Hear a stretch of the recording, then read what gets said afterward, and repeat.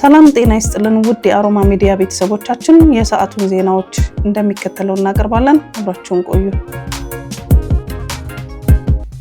እስራኤል ባለፉት 2 ሳምንታት በፈጸመችው ጥቃት 322 ህጻናት መገደላቸው ተገለጸ። እስራኤል እንደ አዲስ ባለፉት 2 ሳምንታት በጋዛ በጀመረችው ጥቃት 322 ህጻናት መገደላቸውን የተባበሩት መንግስታት አስታወቀ። በተጨማሪ በሁለት ወቅት ቢያንስ 609 ህጻናት መቁሰላቸውን የተባበሩት መንግስታት የህጻናት መርጃ ድርጅት ዩኒሴፍ ገልጸዋል። የጋዛ ተኩስ አቁም ለህጻናቱ የወደፊት ህይወታቸውን የሚያስቀጥል እንዲሁም የማገገምን ተስፋ የከፈተ ነበር ሲሉ የዩኒሴፍ ዋና ዳይሬክተር ካትሪን ራስል ተናግረዋል። አክለውም ነገር ግን ህጻናቱ እንደገና አዙሪት ወደማያልቅበት አስከፊ ጥቃቶች እንዲገቡ አድርጓቸዋል ብሏል። የጋዛ የተኩስ አቁም ስምምነት የመጀመሪያ ምዕራፍ ከተጠናቀቀ በኋላ እስራኤል ከ2 ሳምንታት በፊት እንደ አዲስ ጥቃቷን አጠናክራ ቀጥላለች። እስራኤል የመጀመሪያ ምዕራፍ የተኩስ አቁም ስምምነት መራዘምን ሐማስ እንዲቀበል ትፈልጋለች። ሐማስ በበኩሉ ሁሉም ታጋቾች እንዲለቀቁ እንዲሁም የእስራኤል ጦር ከጋዛ ሙሉ በሙሉ እንዲወጣና ዘላቂ መረጋጋትን ማምጣት ያለመ ሁለተኛ ምዕራፍ ተግባራዊነት ይሁን እያለ ነው። ሆኖም እስራኤል እና አሜሪካ ስምምነቱን በመቀየር አንደኛው ምዕራፍ እንዲራዘምና ታጋቾች እንዲለቀቁ ለማድረግ እየሞከሩ ነው። ይህም የእስራኤል ጦር ከጋዛ መውጣትን እንዲሁም ዘላቂ የተኩስ አቁምን የሚያዘገዩ ይሆናል። ዩኒሴፍ በጋዛ የሚያቋርጥና ማንንም ባለየ ሁኔታ የአየር ጥቃት እየፈጸመ እንደሆነ ገልጾ ባለፉት 10 ቀናት ውስጥ በየቀኑ 100 ህጻናት ተገድለው ወይም አካል ጉዳት ደርሶባቸዋል ብሏል። አብዛኛውን የተገደሉ ህጻናት የተፈናቀሉና በጊዜያዊ ድንኳኖች ወይም ጉዳት በደረሰባቸው ቤቶች ተጠልለው የነበሩ ናቸው። የጋዛ ጦርነት ከተቀሰቀሰ በኋላ ባሉት 18 ወራት ዩኒሴፍ 18000 ህጻናት መገደላቸውን፣ ከ34000 በላይ መቁሰላቸውን እንዲሁም 1 ሚሊዮን የሚጠጉ ህጻናት በተደጋጋሚ መፈናቀላቸውን ገልጿል። እስራኤል በጋዛ ሰርጥ ማንኛውንም ሰብአዊ እርዳታ እንደማይገባ ከ1 ወር በፊት ክልከላ ማስቀመጧን ተከትሎ የሰብአዊ ቀውሱ መክፋቱን የረድኤቶች ድርጅቶች እየገለጹ ነው።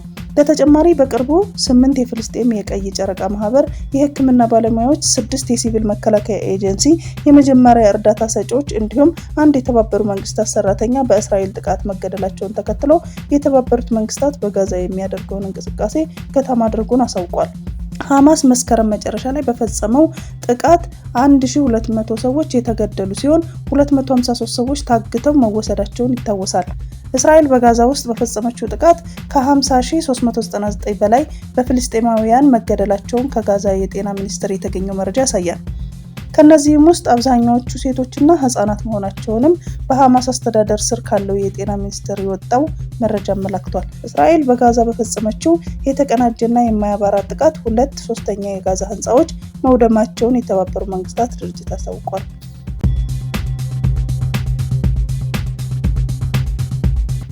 ፕሬዝዳንት ፑቲን በዓመታት ውስጥ ከፍተኛ የተባለለትን የውትድርና ጥሪ አስተላለፉ።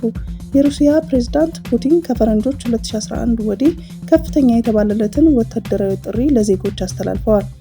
ፕሬዝዳንቱ ጥሪውን ያደረጉት እድሜያቸው ከ18 እስከ 30 ዓመት ለሚሆኑ 160,000 የሀገሪቱ ወንዶች ሲሆን ይህም የሀገሪቱ መከላከያ ሰራዊት አባል ቁጥር በእጅጉ እንደሚያሰፋው ተገልጿል። ጥሪው የተላለፈው ፕሬዝዳንት ፑቲን የሩሲያ መከላከያ ሰራዊት አባላት ብዛት ወደ 2.39 ሚሊዮን እንደሚያደርሱ ከተናገሩ ከወራት በኋላ መሆኑን ተጠቁሟል። ይህም በቀጣዮቹ 3 ዓመታት ውስጥ 180,000 ተጨማሪ ኃይል ምልመላ ማለት ነው። ይሁን እንጂ ከዚህ በፊት ሰራዊቱን የተቀላቀሉ ምልምል ወታደሮች በዩክሬን ጦርነት ተሳትፈው ህይወታቸው ያለፈ ስለመኖሩ በዩክሬን በኩል መነገሩን ተነስቷል። ፕሬዝዳንት ፑቲን ክስተቱን አስመልክተው በሰጡት ማስተባበያ ጅምር ላይ ጥቂት ምልመላ ወታደሮችን በስህተት ወደ ግንባር በመላክ የተፈጠረ እንጂ ሁሉንም የሚያሳትፍ እንዳልነበረ ገልጸዋል።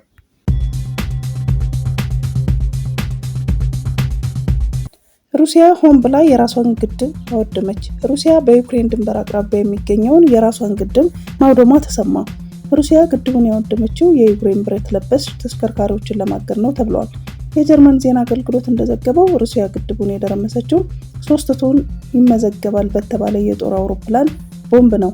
ግድቡ ከዩክሬን ድንበር ከጥቂት 100 ኪሎ ሜትሮች በምትገኝ ፖፖቭካ በተባለች መንደር አቅራቢያ ነው።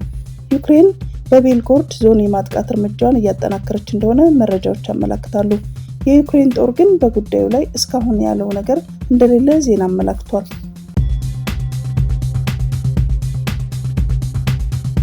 ባንኮች እስከ ምሽት 3 ሰዓት ከ30 ሰዓት ድረስ ክፍት እንዲሆኑ የሚያስገድደውን ደንብ ከባንኮች አሰራር ጋር የማይጣጣም ነው ሲሉ የባንኮች ማህበር አስታወቀ። በአዲስ አበባ ከተማ አስተዳደር የወጣ ባንኮች እስከ ምሽት 3 ሰዓት ከ30 ሰዓት ድረስ አገልግሎት እንዲሰጡ የሚያስገድደውን መመሪያ ከባንኮች አሰራር ጋር የማይጣጣም መሆኑን ማህበሩ ገልጿል።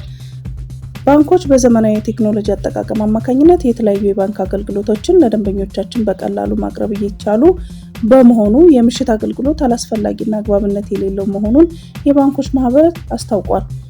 የባንኮች ማህበር ዋና ጸሐፊ አቶ ደምሰው ሞገስ እንደሚገልጹት ደንበኞች በፖስ ወይም ኤቲኤም ማሽኖች፣ በተንቀሳቃሽ ስልክ የባንክ መተግበሪያዎች እና በኢንተርኔት ባንኪንግ አማካኝነት የሚያስፈልጉትን አገልግሎት ማግኘት ስለሚችሉ ባንኮች እስከ ምሽት ክፍት ሆነው መቆየት አለባቸው የሚል አስገዳጅ መመሪያ ተገቢ አይደለም ብለዋል።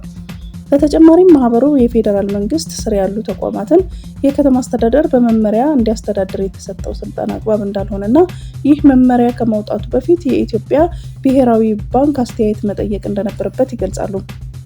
በተለይ ይህ መመሪያ የባንኮችን የስራ ባህሪ ያላገናዘበና ለባንኮችም ሆነ ለደንበኞች ደህንነት አስጊ ሊሆን የሚችል መሆኑን የገለጹት ዋናው ጸሐፊ አቶ ደምሰው በምሽት የሚሰጥ የባንክ አገልግሎት ለዘረፋና ለሌሎች ደህንነት ስጋቶች ሊያጋልጥ እንደሚችል ተናግረዋል።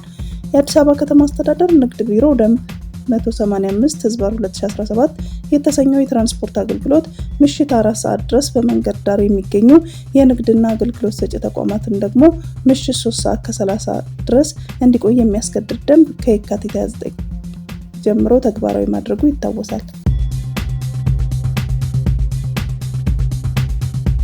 9 ህጻናትን ከቤተሰቦቻቸው ሰርቀው በመውሰድ ለጉልበት ስራ ሊያሰማሩ ሲሉ የተያዙት 2 ግለሰቦች በእስራት ተቀጡ። በምስራቅ ባሌ ዞን ጊኒሪ ወረዳ ቴሬ ቀበሌ ውስጥ 9 ህጻናትን ከቤተሰቦቻቸው ሰርቀው በመውሰድ በጉልበት ስራ ላይ ሊያሰማሩ ሲሉ የተያዙት 2 ግለሰቦች በእስራት መቀጣታቸውን የጊኒሪ ከተማ ፖሊስ ጽሕፈት ቤት አስታውቋል። እንደ ጊኒሪ ከተማ ፖሊስ ጽሕፈት ቤት መግለጫ ከሆኑት አንደኛ ተከሳሽ ቱጂ መሐመድ፣ ሁለተኛ ተከሳሽ ሐሰን ምዩ የተባሉት 2 ግለሰቦች በምዕራብ ሐረርጌ ዞን ዳቦለቡ ወረዳ ጀልቦ ቀበሌ 9 ህጻናት ቤተሰቦቻቸውን ሳያውቁ ሰርቀው በመውሰድ ለጉልበት ስራ ሊያሰማሩ ሲሉ በቁጥጥር ስር ውለዋል። 2 ተከሳሾች እድሜያቸው ከ9 እስከ 14 ዓመት የሆኑ 9 ህጻናት ጥር 2 ቀን 2017 ዓ.ም ከምሽቱ 2 ሰዓት ከ15 ላይ በአሽከርካሪ ጭነው ጊኒሪ ከተማ ላይ ሲደርሱ በቁጥጥር ስር የዋሉ ሲሆን ፖሊሱ 2 ግለሰቦች ላይ ምርመራ በማድረግ የምርመራ መዝገቡን በማስረጃ በማደራጀት ለአቃቢ ህግ መዝገቡን ልኳል።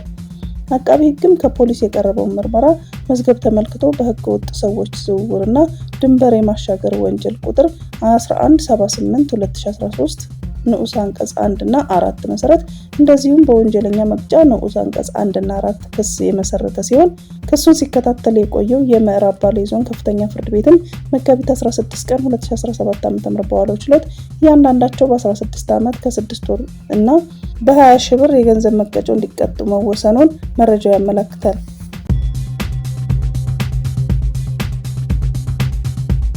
ሙሉ ፊቱን በፀጉር የተሸፈነው ወጣት ላሊት ፖቲዳር ይባላል። የ18 ዓመት ዕድሜ ያለው ህንዳዊ ወጣት ነው። ወጣቱ 95 በመቶ የሚሆነው ፊቱ በፀጉር በመሸፈኑ የዓለማችን ፀጉራማ ፊት ባለቤት አስብሎታል። ላሊት ከመካከለኛ ዘመን ጀምሮ በዓለም ዙሪያ ከተመዘገቡት 50 መሰል ክስተቶች መካከል አንዱ ነው። ይህ ክስተት ደግሞ ከቢሊዮን ውስጥ አንድ የሚያጋጥም እንደሆነ ነው የሚነገረው። ብዙ ሰዎች ሲያገኙት በድንጋጤ አፍጥጠው እንደሚመለከቱትና አንዳንዶቹ ደግሞ አጸያፊ አስተያየቶችን እንደሚሰጡት በማዘን ይናገራል። በትምህርት ቤት ውስጥ ያሉ ሌሎች ልጆች ለመጀመሪያ ቀን ሲያዩት ይፈሩኝ ነበር፣ ግን እኔን ማወቅ ሲጀምሩና ሲያወሩኝ ከነሱ የተለየሁ እንዳልሆንኩ ተረዱኝ። እናም የእኔ የተለየ ነገር በውጫዊ አካሌ ላይ ነው፣ በውስጤ ግን የተለየሁ አይደለሁም ሲል ይገልጻቸዋል። የዓለምን ትኩረት የሳበው ላሊት በዩቲዩብ ቻናሉ የየዕለት ህይወቱን ለሌሎች ሰዎች ያጋራል። የዓለም ትኩረትን የሳበው ላሊት ባልተለመደ ሁኔታ ፊቱ ፀጉራማ በመሆኑ የዓለምን ሪከርድ ሊይዝ ችሏል። ይህ ህንዳዊ ወጣት ዌርወልፍ ሲንድሮም ተብሎ በሚጠራው በሽታ የፊቱ ገጽ 95% በፀጉር የተሸፈነ ነው። የላሊት ሁኔታ በዘረመል መዛባት ከወሊድ በፊት በዘር የሚተላለፍ ወይም ከተወለደ ከጊዜ በኋላ በመድኃኒትና በሌሎች የጤና ሁኔታዎች አካባቢ ሁኔታ ሊከሰት የሚችል እንደሆነ የጤና ባለሙያዎች ይናገራሉ። ዌርወልፍ ሲንድሮም ማለት ራሱን ወደ ተኩላነት የቀየረ እንደማለት ነው። የፊቱ በፀጉር መሸፈን የተነሳ ስያሜው ማህበረሰቡ የሰየመው እንጂ ሰው ወደ ተኩላ ራሱን የቀየረ ማለት ግን አይደለም።